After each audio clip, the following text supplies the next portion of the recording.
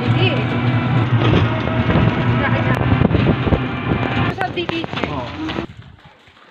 বন্ধুরা এখন রাতের বেলায় আমি পড়াতে বসেছি, আর অনেক রাতে আমি এই যে মেশিনটা চালাবো।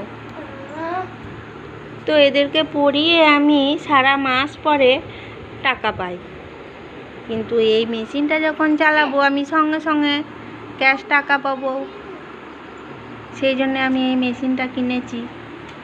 তো বন্ধুরা, আমার এই ছোট ভিডিওটি কেমন লাগলো আপনারা একটু জানাবেন। টাটা।